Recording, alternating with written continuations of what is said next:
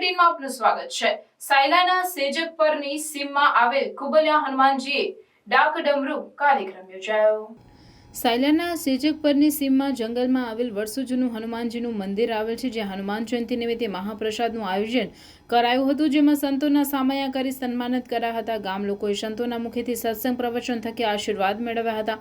આ હનુમાનજી વેરાન જંગલમાં આવેલ હતા, જ્યાં લોકો દિવસે પણ ભય લાગે એવો વિસ્તાર હતો। આજુબાજુના વાડીવાળા તથા ગામ લોકોના સહયોગથી સુંદર રીતે મંદિર બનાવીને જંગલમાં મંગલ જેવું વાતાવરણ જોવા મળ્યું હતું। રાત્રે ભવ્ય ડાક ડમરૂનો સ્ટેજ પ્રોગ્રામ યોજાયો હતો। રામચંદ્રાય વેદ છે, રઘુનાથાય નાથાય શ્રી સીતાય પદય નમઃ। બોલો શ્રી રામચંદ્ર ભગવાન હનુમાનજી મહારાજ કી જય। ઓમ નમઃ પાર્વતી પદય હર હર। આજે સનાતન ધર્મ અને હિન્દુ સંસ્કૃતિનો બહુ પવિત્ર દિવસ એટલે હનુમાન જયંતિ। હમણાં જ રામ નવરાત્રા પૂરા કરી અને ભવ્ય ઉજવણી અહીંયા સીમમાં થઈ છે। આમ ખરેખર હૃદયથી ખૂબ ખૂબ હર્ષ થાય છે।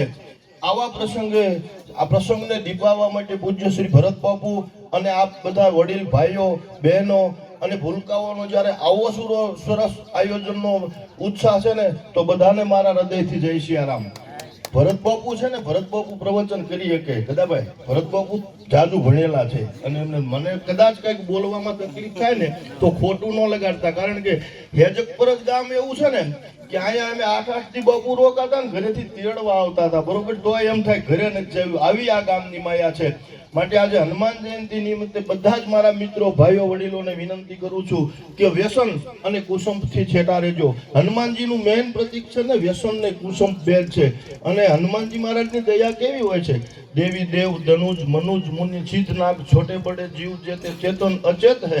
ई पूतना पिचासी नी जातु धानी जातु धान बाम राम दूत की रजाई माथे मानी लेते है। घोर तंत्र मंत्र कूट कपट कुरोग छोग हनुमान आनसुनी छांडक निकेत है। प्रबोध कीजे तिनको शोध कीजे तिनको जो दोष दुख देते। मारी તમારી ઉપર ગમે એવા દોષ હોય, ગમે એવી આફત હોય, પણ સાચા દિલથી એક વખત આ રામના દૂત હનુમાનજી ઉપર મારીને તમારી નજર ઠરે અને એની દેરીએ માથું ટેકવવાનું મન થાય મિત્રો, તો હું નથી માનતો કે સંસારની કોઈ પણ વ્યથા હલ ન થાય। માટે હનુમાનજી ઉપર શ્રદ્ધા રાખી અને આવા નવા રૂડા કામ જીવનમાં જ્યારે મળે ને ત્યારે કરતા રહેજો। જય સિયારામ।